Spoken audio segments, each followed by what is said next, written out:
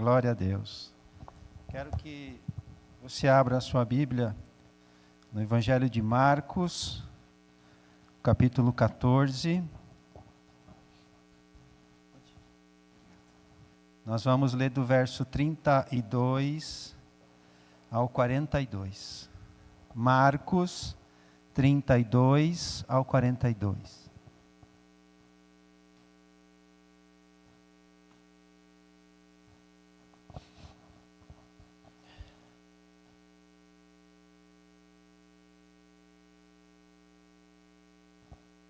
Marcos 32 ao 42.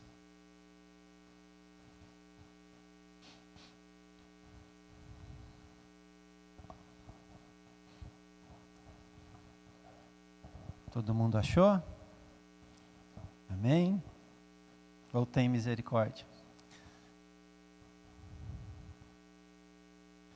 Marcos 14, 32 a 42 diz assim: Então foram para um lugar chamado Getsêmani. E Jesus disse aos seus discípulos: Sentem-se aqui enquanto vou orar. Levou consigo Pedro, Tiago e João e começou a ficar aflito e angustiado. Ele lhes disse: A minha alma está profundamente triste, numa tristeza mortal. Fiquem aqui e vigiem. Indo um pouco mais adiante, prostrou-se e orava para que, se possível, fosse afastada dele aquela hora. E dizia: Abba, Pai, tudo te é possível. Afasta de mim este cálice.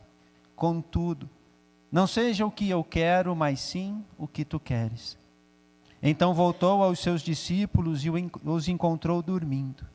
Simão, disse ele a Pedro, você está dormindo? Não pôde vigiar nem por uma hora? Vigiem e orem para que não caiam em tentação. O espírito está pronto, mas a carne é fraca. Mais uma vez ele se afastou e orou, repetindo as mesmas palavras. Quando voltou de novo, os encontrou dormindo, porque seus olhos estavam pesados. Eles não sabiam o que lhe dizer. Voltando pela terceira vez, ele lhes disse: Vocês ainda dormem e descansam? Basta, chegou a hora. Eis que o Filho do Homem está sendo entregue na mão dos pecadores. Levantem-se e vamos, aí vem aquele que me trai. Amém? A igreja pode se assentar.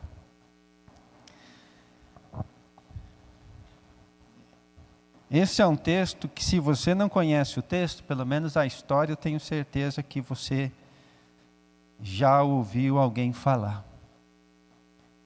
Esse momento narra os momentos que antecederam a prisão do Senhor Jesus. Antes de entrar nos detalhes aqui da mensagem, eu quero trazer alguns detalhes desse livro. O livro de Marcos, ele foi escrito entre as décadas de 50 e 60 depois de Cristo. E existem fortes evidências que Marcos, ou João Marcos, como a gente conhece lá no livro de Atos, era o escritor de Pedro. E, portanto, o Evangelho segundo Marcos registra o testemunho de Pedro sobre a vida, a morte e a ressurreição de Jesus. Há fortes indícios também que Lucas e Mateus usaram o Evangelho de Marcos para poder escreverem os evangelhos dele. Sobre o contexto que nós lemos aqui. Então, o Senhor Jesus ele estava prestes a enfrentar o momento mais difícil de sua vida terrena, vamos assim dizer, né? Enquanto ele esteve aqui. Fica claro para nós, ao lermos um pouquinho antes, ao lermos o Evangelho em todo, que o Senhor Jesus ele tinha total conhecimento do que estava para acontecer. Inclusive, os demais evangelhos citam o fato dele mencionar que seria traído e dele informar que o traidor seria um dos 12. Um detalhe que eu acho curioso, eu acho importante, é que antes deles irem ao Getsêmani, eles ceiaram, né, comemoraram a Páscoa e cantaram um hino. E muitas vezes, né, a gente pensa que hino que se canta antes da gente ir lá entregar a vida para morrer, né? E alguns comentaristas, eles afirmam que o costume do povo judeu era cantar os salmos 113 e 114 antes das refeições e os 115 ao 118 depois da refeição. Então, não posso, né, dizer com toda a exatidão do mundo que Jesus fez isso, mas é muito provável porque essa era a tradição do povo judeu. Né? E estes salmos, eles celebram a libertação passada de Deus em antecipação à restauração futura de Jerusalém e do templo. Então é importante, talvez, agora que você sabe, né, o que Jesus cantou antes de ir lá se entregar, de você ler esse salmo com esse pensamento no seu coração, né? Eu creio que ele vai trazer para você uma outra dimensão de texto, de entendimento. Amém? Ok, chegamos então ao nosso texto. Então, o que nós lemos aqui nos mostra que o Senhor Jesus, ele enfrentou o pior momento da sua passagem por aqui, orando. Foi orando que Jesus encontrou o consolo e a força para seguir em frente naquilo que humanamente era impossível de superar. No texto nós vemos que o Senhor Jesus, ele não fugiu do Getsemane nem da cruz, não desistiu porque era difícil, nem se deixou ser vencido pelo medo ou pela angústia. Foi humilde e corajoso, foi humilde e buscou consolo e amparo no Pai, foi forte e corajoso para se entregar à vontade dele. O Senhor Jesus nos ensina alguns princípios que são capazes de fazer com que a fé se transforme em força para enfrentar qualquer situação das nossas vidas. Amém?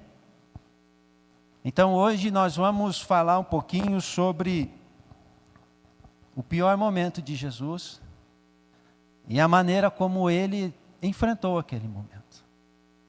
Eu acredito que todos nós aqui hoje temos um pior momento que nós já passamos na vida. Talvez ainda teremos outros piores do que aqueles que nós já conhecemos, mas todos nós temos uma história para contar. A grande questão é a gente olhar para a nossa vida e para os momentos que nos esperam e tentar entender e aprender e buscar a melhor maneira de enfrentá-los. Porque são nos piores momentos da nossa vida que a gente ou desiste de tudo, ou a gente cresce, se fortalece e amadurece. Se nós soubermos uma maneira de Deus de enfrentar essas situações, então, amados, nada nesse mundo poderá nos abalar, nada nesse mundo poderá nos vencer, nada nesse mundo poderá nos tirar do propósito que Deus tem para a nossa vida. E eu queria que você olhasse para esse momento de Jesus e que você procurasse refletir sobre a maneira como você tem enfrentado os seus piores dias. Como você tem enfrentado os seus melhores dias.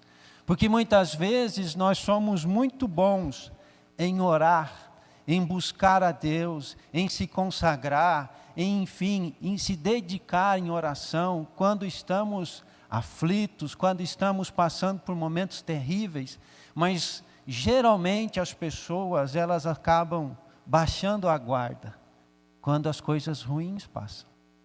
Geralmente, quando as coisas melhoram, a gente considera que não precisa mais orar tanto, que não precisa mais buscar a Deus com tanta intensidade como antes. Mas eu espero que hoje você entenda que buscar ao Senhor é vital, tanto para os dias bons quanto para os maus. Que nós deveríamos buscar o Senhor com a mesma intensidade todos os dias. Eu quero começar falando com você que a oração, ela tem de ser a nossa primeira atitude. Ser dependente de Deus, ser dependente de Jesus, ela é uma exigência para quem quer ser ou quem quer permanecer sendo um discípulo de Jesus. Em João capítulo 15, o Senhor faz uma alegoria, explicando a nossa dependência dele. Ele diz: eu sou a videira verdadeira, vocês são as varas. E nenhuma vara pode produzir fruto se não estiver em mim. E há uma frase que o Senhor diz e que eu acho ela importante para nós nessa noite. Ele diz assim: sem mim, vocês não podem fazer coisa alguma. E isso pode parecer para nós que não é bem assim, porque nós fazemos muitas coisas sem depender de Deus. As pessoas por aí, elas não dependem de Deus e elas fazem também muitas coisas. Então nós podemos julgar que nós não precisamos de tudo. Mas se eu dissesse a você que para que nós possamos respirar, nós dependemos de que Jesus mantenha todas as coisas em ordem. O livro de Hebreus capítulo 1, verso 3 diz que o Senhor sustenta todas as coisas pelo poder da sua palavra. Basta uma só palavra e tudo se acaba. Basta um cochilo do Senhor, se isso fosse possível de acontecer, e tudo estaria perdido. Se nós nos dessemos conta de tamanha importância e a nossa dependência, certamente nós oraríamos mais. As pessoas aí fora, elas fazem muitas coisas sem Jesus, mas nada que glorifique o Pai. E nessa mesma alegoria que o Senhor usa para explicar nossa dependência, o Senhor traz um versículo que para mim é um dos mais impactantes, que nós fomos chamados a dar muito fruto, frutos que glorifiquem o Pai, e assim nós seremos discípulos de Jesus. E quando nós falamos de fruto, por favor, não entenda a quantidade de pessoas que você convenceu a fazerem parte da sua igreja. Dar fruto é nós produzirmos algo que é coerente com a quem nós estamos ligados. O nosso Senhor é santo e nós devemos produzir santidade. E nós devemos produzir pureza. Fruto é tudo o que nós fazemos à semelhança de Jesus Cristo. É toda a decisão, é todo o ato que nós tomamos contrário à natureza pecaminosa. Tudo o que nós fazemos que lembra, glorifica, enaltece o nome do Pai. Esse é o fruto que nós produzimos, e eu quero que você entenda que você foi chamado e eu fui chamado para dar muito fruto. O Senhor até faz uma advertência lá naquele texto, que quem não dá fruto, Ele tira. E aquele que produz fruto, ele é trabalhado pelo Pai, para que produza ainda mais. Então, irmãos, há uma expectativa em relação à sua vida, há uma expectativa em relação à minha vida. O Senhor espera de nós, que nós sejamos mais do que cristãos nominacionais, cristãos que só têm um nome de cristão, mas que nós sejamos verdadeiras cópias do Senhor Jesus, que nós sejamos verdadeiros discípulos, verdadeiros alunos do Senhor Jesus. Se o ensino de Jesus foi tão impactante na vida dos seus primeiros discípulos, o ensino dele precisa ser tão impactante assim nas nossas vidas. Pedro disse: nós deixamos casas, nós deixamos esposa, nós deixamos tudo por ti. E nós não precisamos abandonar nossa família, mas o nível de entrega que se espera de nós é o mesmo. O Senhor Jesus, Ele tem de ser tudo para nós. Tudo. E se necessário for chegar ao extremo, nós precisamos chegar ao extremo. Porque isso glorifica o Pai. E o Senhor Jesus, Ele nos deu o exemplo de como devemos viver. Antes de iniciar o seu ministério, o que Ele fez? Ele se retirou para orar. Somente depois dele voltar do deserto que Ele iniciou o seu ministério. O Senhor Jesus, durante o seu ministério, Ele se retirou para orar muitas vezes. E agora, prestes a terminar o seu ministério terreno, o que Ele fez antes de enfrentar a cruz? Se retirou para orar. E a pergunta, irmãos, que eu quero fazer para você nessa noite: como a oração faz parte da sua vida? Como você busca o Senhor durante a sua semana, durante o seu dia? Como o Senhor faz parte das coisas que você faz, do seu trabalho, das suas atitudes na sua casa? Será, amados, que nós temos seguido o exemplo do nosso Mestre, de orar e de buscar uma orientação, uma direção, um entendimento antes de nós fazermos as coisas? Eu quero que você entenda que existe uma diferença muito grande entre a tolerância de Deus e a aprovação de Deus. Não é porque Deus não nos castiga que Ele está aprovando tudo que nós fazemos. Muitas vezes o Senhor tolera a nossa desobediência. O Senhor tolera a nossa obstinação, o nosso orgulho, a nossa teimosia. Porque Ele nos ama. Mas isso não significa que Ele está aprovando tudo que nós fazemos. No texto que nós lemos, o Senhor Jesus claramente entrou no Getsêmani disposto a não passar por aquela experiência. Pai, se possível, passa de mim esse cálice. Mas foi por meio da oração que Ele tomou a decisão correta do que fazer. Será, meus irmãos, que a aprovação de Deus sobre a vida daquele ser humano, Jesus Cristo, ela estava no ato dele encontrar um jeito de fazer o que tinha que ser feito sem passar pela cruz?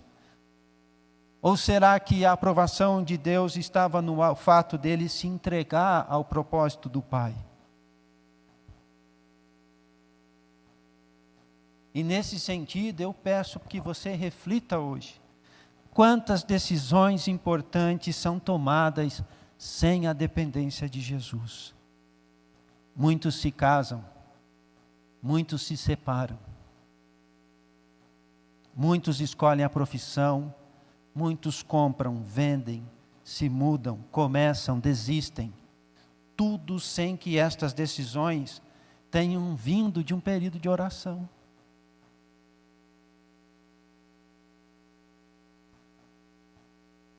Muitas vezes, irmãos, nós temos medo de orar. Porque nós temos medo do que o Senhor tem a nos dizer.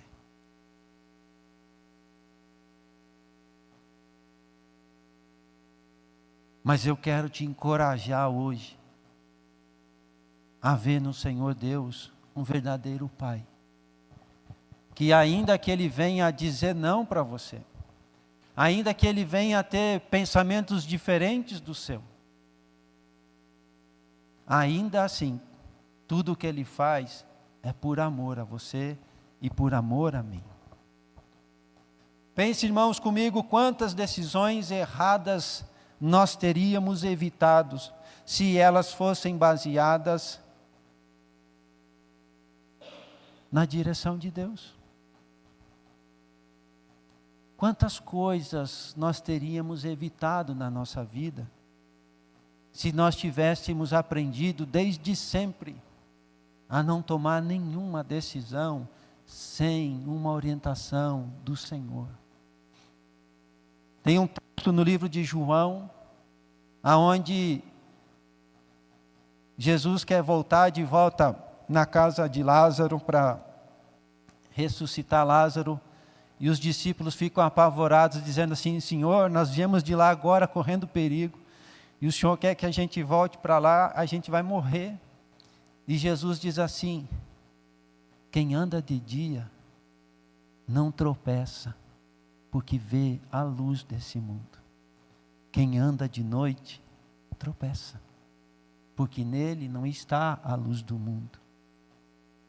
Traduzindo para a nossa vida isso, irmãos, se nós temos que ir para um lugar que é perigoso, se nós temos que ir para algum lugar desagradável, se nós temos que ir para um lugar que não queremos ir, mas temos uma orientação de Deus, você pode fechar os seus olhos e ir em segurança. Mas se tem algum lugar maravilhoso, tem algum lugar cheio de benefícios, mas você não tem uma direção de Deus, é uma aposta na loteria que você está dando. Lembra no livro de Gênesis, quando Abraão volta do Egito? O lugar não comportava mais os pastores e os rebanhos de Abraão e de Ló. E para evitar a confusão de família, eles decidem se separar. E a palavra de Deus diz que Ló, olhando os campos e vendo que eles eram bonitos, decidiu ir para a cidade, para os lados de Sodoma e Gomorra. Decidiu ir para o meio do pecado. Por quê? Porque Ló tomou uma decisão sozinho. Ló tomou uma decisão baseada no que o olho dele entendeu, que a compreensão dele entendeu, no que a experiência dele dizia para eles que era o melhor. E muitas vezes é essa a maneira que nós temos conduzido a nossa vida. Eu nasci assim, eu cresci assim, eu serei sempre assim. E você pode ter a sorte de acertar muitas vezes. Mas eu quero dizer para você que não há garantia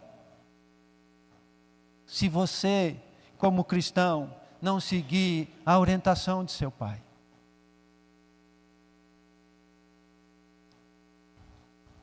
O Senhor Jesus, olhando para o Getsemane, apesar de todo o pavor, da angústia e da tristeza mortal, como ele descreveu, o Senhor Jesus não fugiu, não desistiu, e não se deixou vencer pelos sentimentos que estavam lhe atormentando.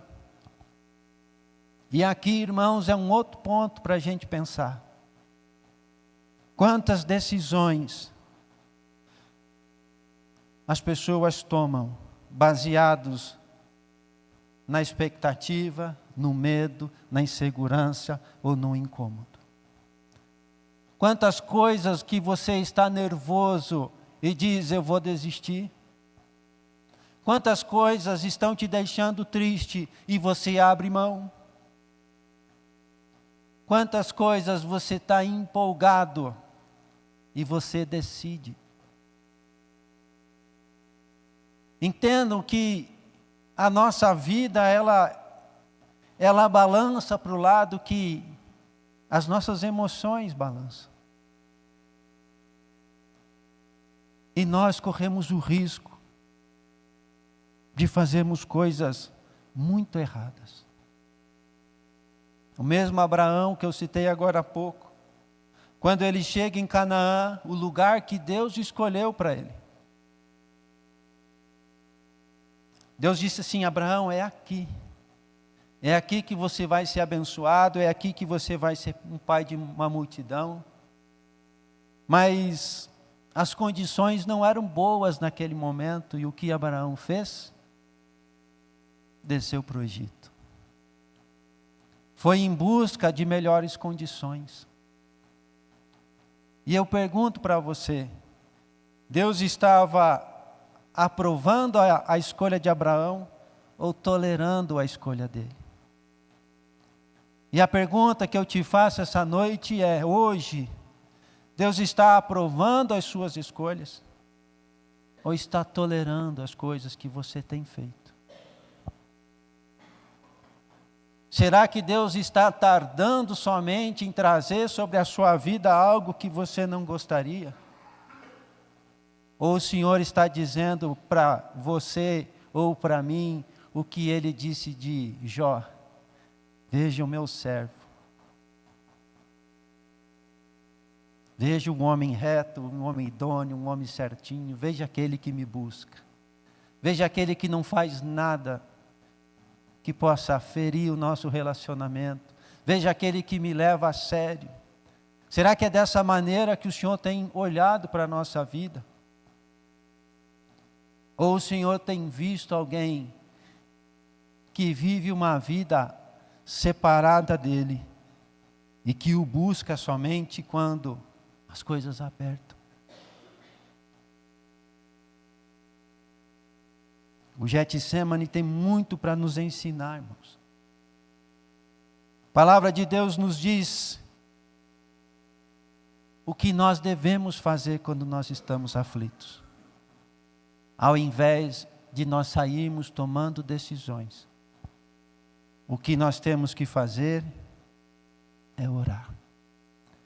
Tiago capítulo 5, verso 13 diz assim: entre vós há alguém que está sofrendo, e uma outra tradução diz: está alguém entre vós aflito? Então ore. Esse é o segredo. Esse é o segredo, amados, de nós vivemos em paz, no meio desse mundo de turbulações, nesse mundo de correria, nesse mundo de pressão de todos os lados. Paulo, escrevendo aos Filipenses, diz assim: não andem ansiosos por coisa alguma, mas em tudo pela oração e súplicas e com ações de graça, apresentem seus pedidos a Deus, e a paz de Deus, que excede o entendimento, guardará o coração e a mente de vocês em Jesus Cristo. Vivemos em um mundo em que cada vez mais as pessoas estão sendo dominadas pela ansiedade. A pandemia deixou para nós uma herança terrível. Não estou falando do luto de muitos de nós, mas do medo e do pavor da morte. Essa insegurança, que todos nós nos demos conta, que não importa o tanto de dinheiro que você tem, a quantidade de câmeras e vigilância que você tem na sua casa, a nossa vida é mais frágil do que nós pensamos. Essa herança, até hoje, traz efeitos terríveis na vida das pessoas. A ansiedade mata. A ansiedade destrói vidas, destrói relacionamentos, destrói carreiras, destrói planos e projetos de Deus. E a palavra de Deus, ela nos ensina como nós podemos sermos vitoriosos sobre a ansiedade. Não andem ansiosos. Não deixe que a ansiedade tome conta da sua vida. Não deixe que a ansiedade seja parte dos teus dias. Antes, pelas orações, súplicas, com ações de graça, apresentem os seus pedidos diante de Deus. E a paz de Deus, que excede todo entendimento, guardará o coração e a mente de vocês em Cristo Jesus. O Senhor Jesus também nos incentiva a orar. Lucas capítulo 11, verso 9 e 10 diz: por isso lhes digo, peçam e lhes será dado, busquem e encontrarão, batam e a porta lhes será aberta. Pois todo o que pede recebe, o que busca encontra, e aquele que bate a porta será aberta. O que ele está dizendo para nós, para a oração, não existem limites. E como é que nós muitas vezes interpretamos isso? Jesus deu um cheque em branco para nós ficarmos ricos, termos saúde.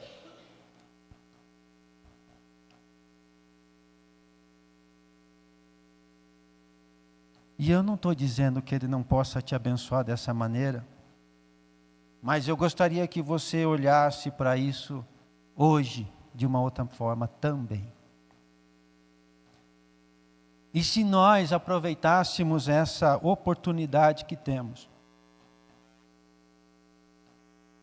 essa garantia de pedir e receber, de buscar e encontrar, de bater e ter uma porta aberta.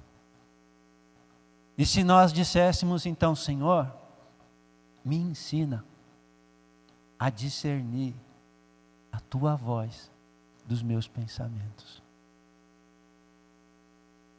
Se encaixa na promessa de Deus? Isso é possível pela oração? Com certeza.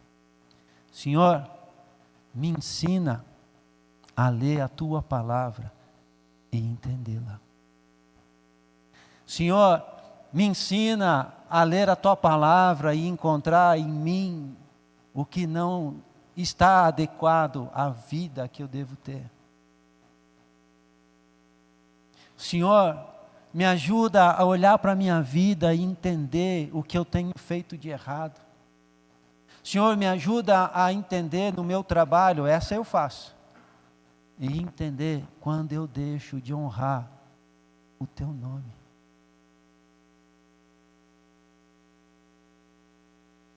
Eu posso dizer para você que esse versículo, ele funciona.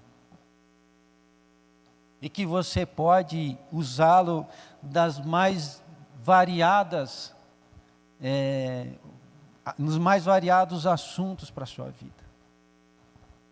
Senhor, eu quero aprender sobre tal coisa. E o Senhor dá um jeito daquilo aparecer na nossa vida.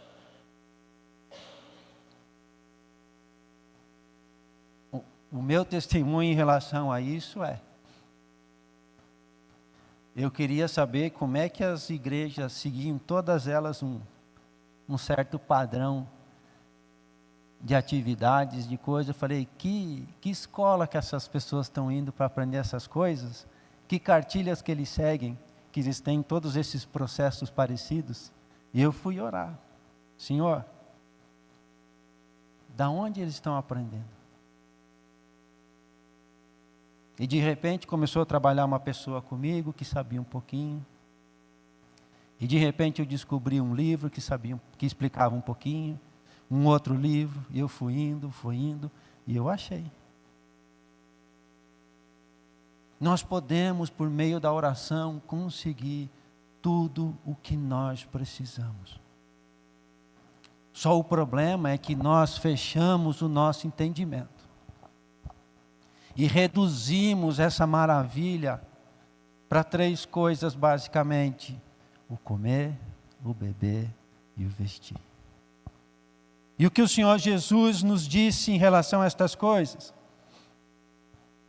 Não andem ansiosos quanto à vossa vida, pelo que é vez de comer, pelo que é vez de beber, pelo que é vez de vestir, porque o vosso Pai sabe que vocês precisam de todas estas coisas. Mas antes, busquem o reino de Deus e a sua justiça, e estas coisas serão acrescentadas à sua vida. Só que nós não cremos na promessa do Senhor. E então, em vez de nós obedecermos a Ele, o que nós fazemos no nosso momento de oração? Senhor, me dá uma comida melhor. uma bebida melhor e uma roupa melhor. Só que nós disfarçamos isso e nós falamos: Senhor, me dá um salário melhor, me dá melhores condições de vida, me ajuda a ter um carro melhor. E nós reduzimos a nossa vida com Deus apegados a estas coisas. Deus tem prosperidade financeira para nós, com certeza, e quem me conheceu, a mim e a Léo, quando nós chegamos na igreja, vocês vão saber disso. O meu carro tinha uns durex assim, segurando o retrovisor. Deus prospera? Sim. Mas você não precisa se incomodar com isso. Pode descansar e confiar no seu Pai. Use, aproveite os momentos que você tem para conhecer o Senhor Jesus, para conhecer o seu Pai, para aprender a ter intimidade e se relacionar com o Espírito Santo. Isso vai fazer a diferença na sua vida. Isso vai te dar oportunidades, irmãos, de viver coisas que talvez hoje você não imagina. Tem um livro que eu gosto muito que se chama Vida Interior, de um autor chamado Andrew Murray. E ele diz o seguinte: grande coisa é entrarmos no nosso quarto, fecharmos a porta e encontrarmos o Pai em secreto. É maravilhoso. É coisa ainda mais maravilhosa abrirmos a porta e sairmos do quarto na alegria daquela presença. Alegria esta que nada consegue interromper. Você faz devocional? Você se fecha no seu quarto de manhã, você tem o seu período em particular com Deus? E não tem uns dias assim que é maravilhoso? Não tem uns dias que dá vontade de que o dia nunca mais termine? De que aquela hora se estenda por toda a eternidade, porque Deus está ali conosco? Agora imagine você abrir a porta do seu quarto e carregar contigo aquela presença durante todo o seu dia. É ainda mais maravilhoso.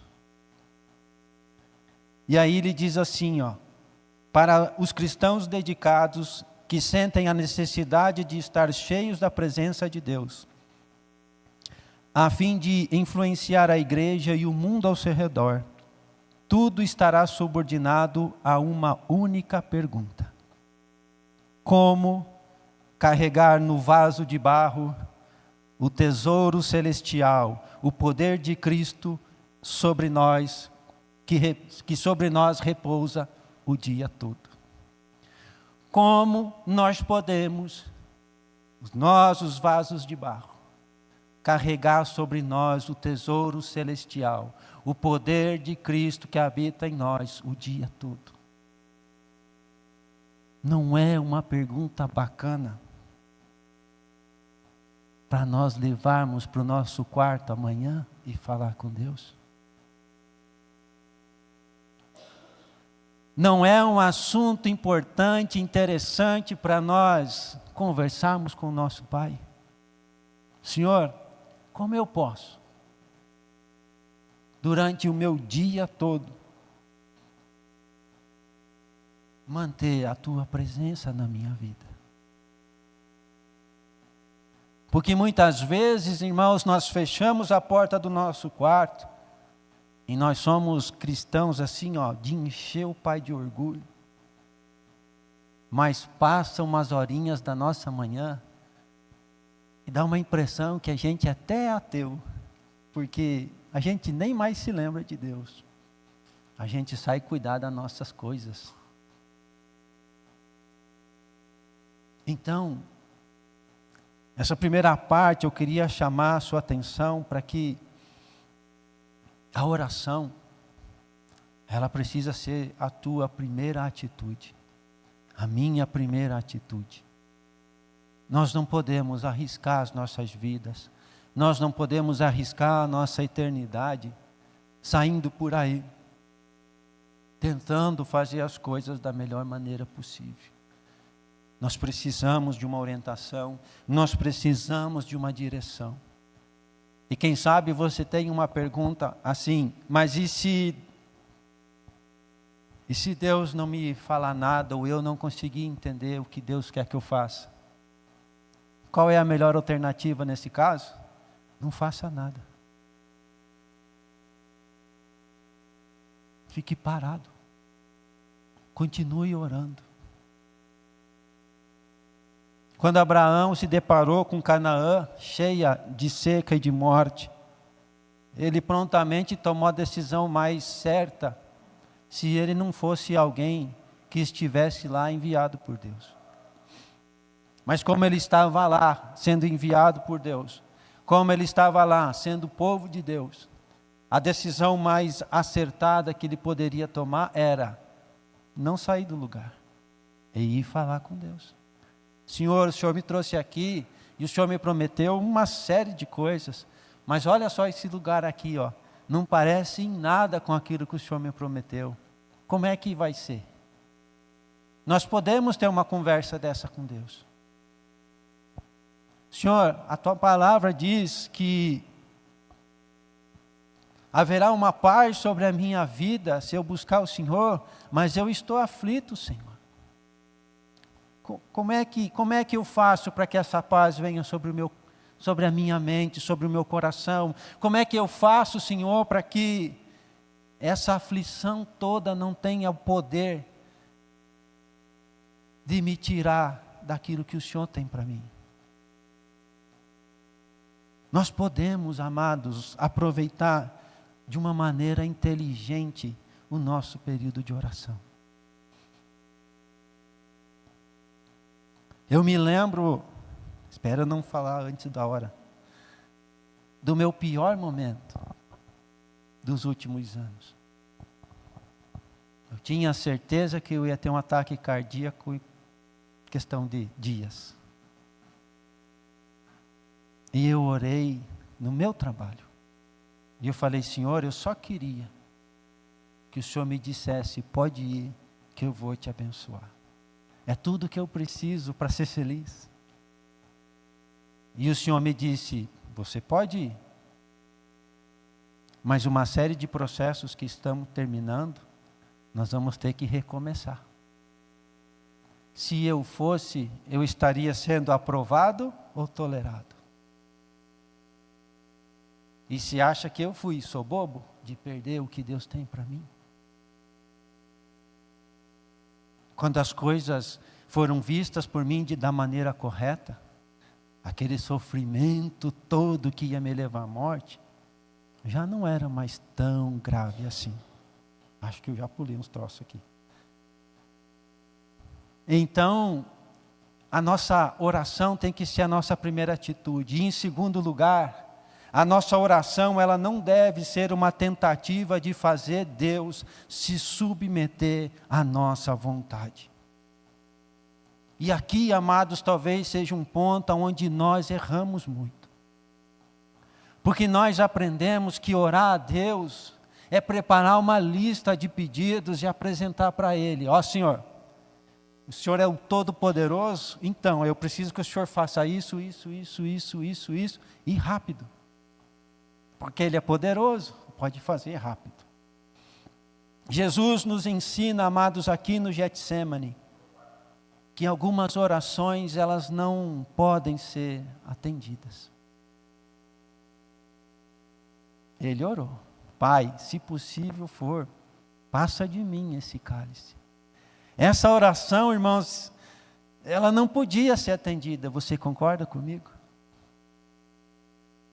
O apóstolo Paulo, em 2 Coríntios, também fez uma oração que não podia ser atendida.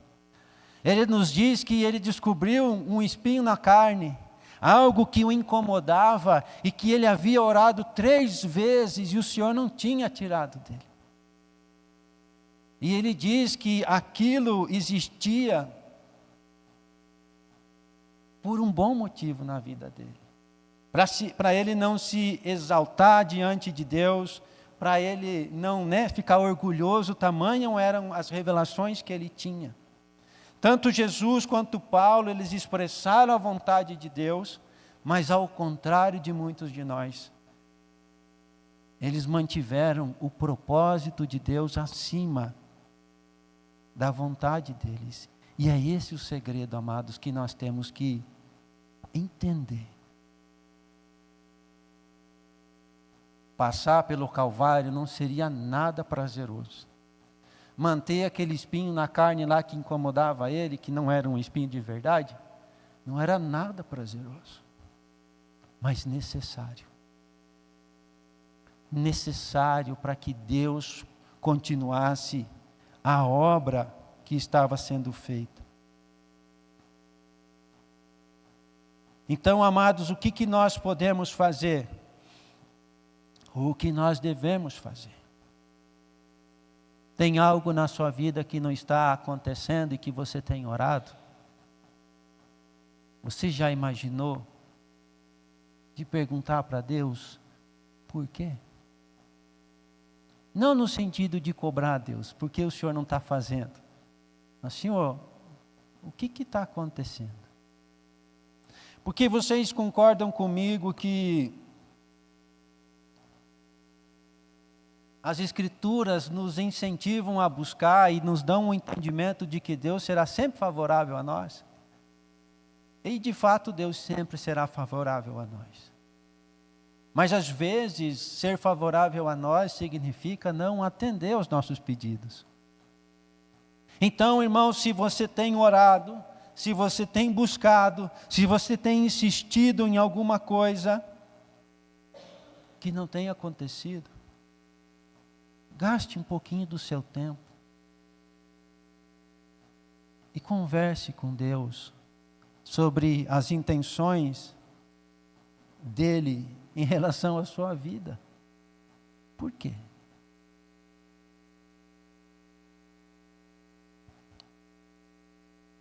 Uma vez eu fui orar por uma pessoa que estava enferma e quando eu fui abrir a minha boca me deu um branco. E eu disse assim: Senhor, tem alguma coisa que eu possa falar para convencer o Senhor de curar ela? Essa foi a minha oração. Porque nós já estamos orando. Já tem um monte de gente cheia de fé orando e não está acontecendo. Assim, falta alguma coisa que faça o Senhor mudar de ideia. Falta eu falar uma palavra mágica que convence o Senhor a, tá bom, vou fazer. Ah, você acertou, vou fazer agora. Sabe, se Deus não está fazendo algo, e Ele é um Pai de amor que cuida de nós e que tem um projeto de eternidade para nós, que nos ama e que deu o próprio Filho para morrer por nós. Se algo não está acontecendo, será que Deus não tem uma boa razão para aquilo? Só que muitos de nós andam na contramão destas coisas. Muitos de nós colocaram na sua mente que Deus tem de fazer tudo o que a gente quer. E nós ficamos insistindo. E muitos de nós ainda, quando Deus não responde, o que faz? Levanta da oração e vai fazer sozinho. E é por causa destas coisas que muitos de nós estamos enfrentando problemas, enfrentando consequências, enfrentando situações que nós não precisaríamos estar vivendo, se nós estivéssemos lá ainda, esperando uma orientação de Deus. Então as nossas orações, elas não podem ser uma tentativa de convencer o Senhor a mudar de ideia, mas sim a nossa busca por alinhar a nossa vida ao propósito dEle. Entre Jesus e a glória da ressurreição, havia um calvário que deveria ser enfrentado, que deveria ser suportado. Muitos de nós querem a glória, mas não querem passar pelo calvário, que conduz até a glória. Muitos de nós queremos passar por cima como num passe de mágica, sem que os processos aconteçam na nossa vida. E aí você pode estar perguntando, então, o que é a nossa oração? E a última coisa que eu quero falar com vocês hoje, é o último tópico, né? Quando o cara fala a última, tem mais meia hora. A oração deve ser uma declaração de confiança e um ato de relacionamento com Deus. Oração não é fazer pedidos. Oração é um ato de confiança e de relacionamento com Deus. Quero deixar claro para você essa noite, não tem como nós ganhar de Deus no cansaço, irmãos. Você pode gastar sua vida insistindo que Deus não vai se cansar de falar não para você, se Ele acha que aquilo não é bom para você. Jesus orou 3 vezes, Paulo orou 3 vezes. Eles não conseguiram o que a princípio eles desejavam, mas o processo da oração fez algo com eles. Mudou o coração, mudou a perspectiva, mudou a maneira como eles estavam. Jesus superou toda a angústia. Paulo se alegrou com a sua fraqueza. O que levou eles a essa mudança? O relacionamento com o Pai. Sabe por que muitas vezes nós não conseguimos descansar no Senhor? Porque nós não conseguimos aceitar a vontade do Senhor, porque nós queremos insistir tanto nas nossas coisas. Porque talvez o que está nos faltando é relacionamento com o nosso Pai. Talvez nos falta conhecer quem é o nosso Pai.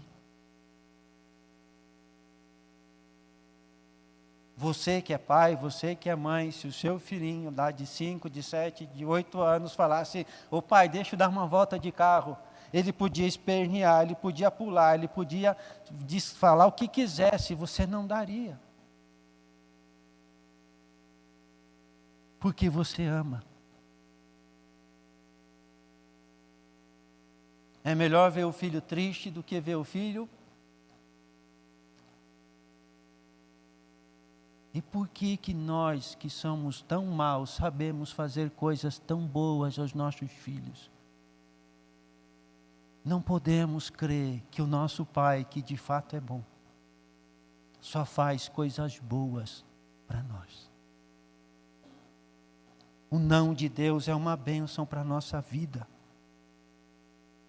E essa mentalidade, amados, de insistir que Deus faça o que nós queremos. O Senhor Jesus disse que essa mentalidade de pensar que pelo muito falar você vai ser ouvido, é uma coisa que os gentios fazem.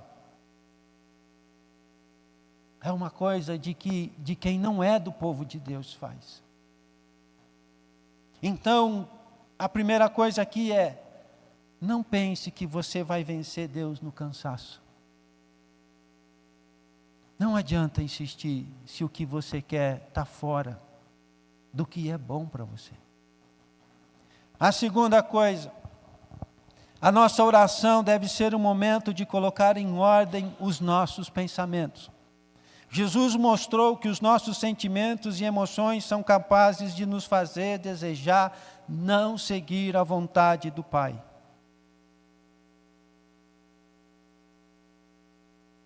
O Senhor Jesus olhou para o Pedro, para o Tiago, para o João e disse assim, vigiem e orem para que vocês não caiam em tentação. Né? Eu não vou cair.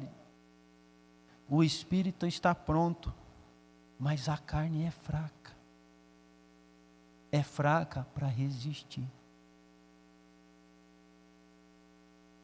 É fraca para suportar. Você conhece alguém que teve uma crise de ansiedade? Ou você já teve uma? Você não se controla.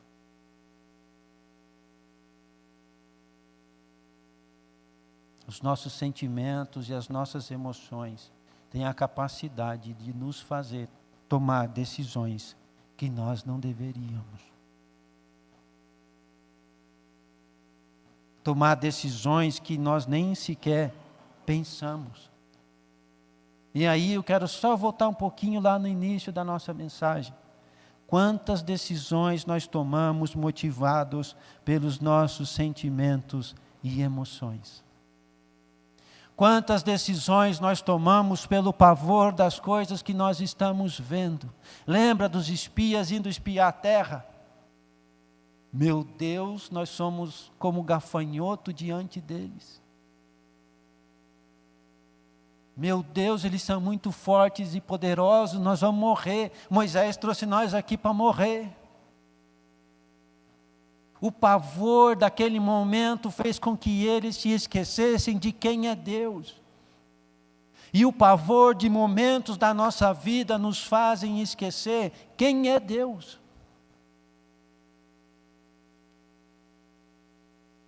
E nós desistimos. E nós não paramos, e nós fazemos coisas que não deveríamos. Então o nosso desafio na oração é buscar um alinhamento com a vontade de Deus. Busque isso para a sua vida. Não faça nada enquanto você não tiver certeza. A última coisa é, há um chamado de Deus, irmãos, para nos aproximarmos dele. Há um chamado de Deus para um Getsêmani para cada um de nós. A gente olha o Getsêmani e logo diz, é um lugar de sofrimento. Mas eu diria para você hoje, é um lugar de alinhamento. É um lugar de consolo, é um lugar de fortalecimento, é um lugar de encorajamento, é um lugar de superação, é um lugar de vitória para a nossa vida. Jesus não foi para lá para sofrer, Jesus foi para lá para sair de lá vitorioso. E há um chamado para mim e para você nessa noite, de nos aproximarmos de Deus, porque haverão dias de alegria, de tristeza, de lutas e de glórias. E para nós nos mantermos firmes, nós devemos estar ligados e alinhados com o Senhor. Isaías capítulo 40, verso 31 diz, mas aqueles que esperam no Senhor renovam as suas forças, voam alto como águias, correm e não ficam exaustos, andam e não se cansam. Tem um Getsêmani te esperando para transformar a sua vida. Há um lugar te esperando para que você entre de lá aflito, angustiado, triste e saia de lá vitorioso, saia de lá poderoso, saia de lá aquilo que o Senhor espera e tem para você. E aonde é o nosso Getsêmani, irmãos? Lá no nosso quarto com a porta fechada. Todos os dias de manhã. Não saia de casa sem alinhar a sua vida com Deus. Jesus chegou com muitas dificuldades ao Getsêmani, mas ele saiu de lá, como diz o reverendo Hernandes Dias Lopes, sem pavor, sem tristeza, sem angústias, e a partir dali agora, ele caminha para a cruz como um rei que caminha para a sua coroação. Ele entrou lá apavorado e ele saiu de lá vitorioso. E eu quero te convidar essa noite, irmãos, para orar com o Senhor. Para ter um momento com Deus. Para ter um momento de abrir o seu coração para o Senhor, como Jesus fez. Ele nos deu o exemplo do que podemos fazer. E se você tem algo na sua vida que você precisa resolver e não sabe como, talvez hoje é o momento de você buscar um alinhamento com Deus, de você buscar uma orientação do Senhor.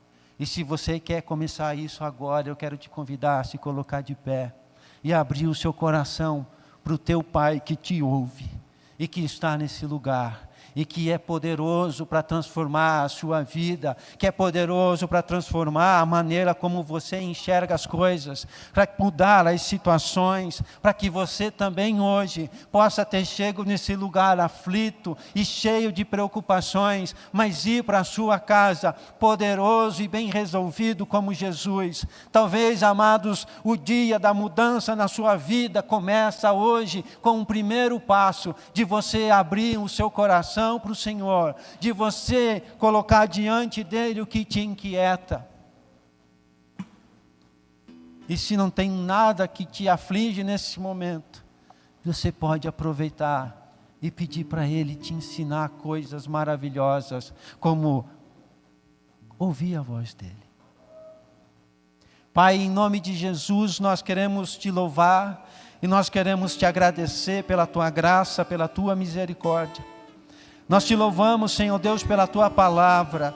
Nós te louvamos, Senhor Deus, pela tua obra nas nossas vidas. Senhor Deus, que nos contempla e que nos transforma por inteiro. Nós te louvamos pelo teu cuidado. Nós te louvamos pelo teu amor. Nós te louvamos, Senhor Deus, pelo sacrifício do teu Filho, Pai. São tantas coisas grandes que o Senhor já fez por nós. E nós muitas vezes, Senhor, estamos sucumbindo, Pai Santo, diante de coisas tão pequenas, Pai. E nós clamamos a Ti nessa noite, Senhor, que o Senhor possa olhar, Pai Santo, para o coração, para a vida de cada um, daqueles que estão aqui, daqueles que estão de casa, Pai Santo, e possa nos trazer, Pai Santo, aquele consolo, aquela, Senhor Deus, aquele vigor, Pai Santo, que o Senhor trouxe para Jesus naquele momento, que o Senhor trouxe para Paulo naquele momento, que o Senhor trouxe para tantas outras pessoas, Pai Santo, quando elas enfrentaram um dia difícil,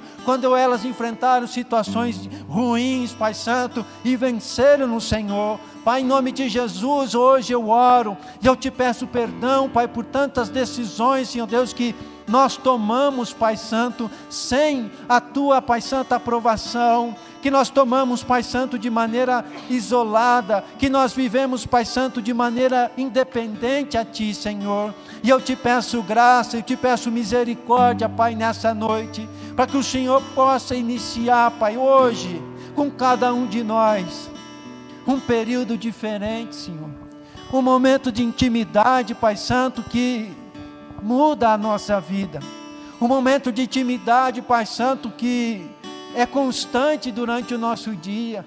Que o Senhor nos ajude, Pai, hoje. O Senhor nos ajude a desenvolver um relacionamento, Senhor, que vai além, Pai Santo, de somente pedir coisas ao Senhor. Que nós possamos crescer hoje, Pai, no Senhor. E que nós possamos ver a Ti, Pai, como um verdadeiro Pai. Como um homem de palavra. Um homem que cumpre tudo o que diz. Pai, nos perdoa. Porque muitas vezes nós temos tratado o Senhor como alguém que diz que faz, mas que não faz. E é muitas vezes por essa situação, Pai, que a nossa vida, ela tem sido vivida de maneira tão independente de Ti. Pai, nos perdoa. E nos ajuda, Senhor, a mudar, Pai, aquilo que pensamos de Ti. Nos ajuda a crer na Tua fidelidade, a crer na Tua hombridade, a crer, Pai, que o Senhor é um homem de palavra, e que o Senhor, se o Senhor disse ou o Senhor escreveu, Pai, não importa se nós entendemos ou não, se nós vemos ou não vemos, mas tudo vai se cumprir. Nós te louvamos pela Tua graça e pela oportunidade, Senhor, que o Senhor nos deu de relacionar contigo. Pai Santo, é um privilégio, uma bênção que não tem como descrever. O simples fato de nós poder dobrar o nosso joelho aonde nós estivermos, de nós podermos ficar de pé se nós quisermos, sentado, deitado. O Senhor não exige nada de nós, Pai, somente um coração somente um sentimento de amor, de respeito. Pai Santo, nessa noite eu quero pedir a Ti, Senhor, que o Senhor faça algo na nossa vida e que o Senhor acrescente a cada um de nós, Pai, um pouco mais de intimidade, Senhor. Que a nossa oração seja a nossa primeira atitude. Que a nossa oração não seja uma tentativa de mudar a Tua vontade. Que a nossa oração, Pai, seja uma declaração de confiança em um ato de relacionamento de um filho que ama o seu Pai. Nós Te louvamos pela Tua graça. E eu peço a Tua bênção sobre os Teus filhos, Senhor. Em nome de Jesus. Amém. Amém, meus irmãos. Deus abençoe a vida de vocês.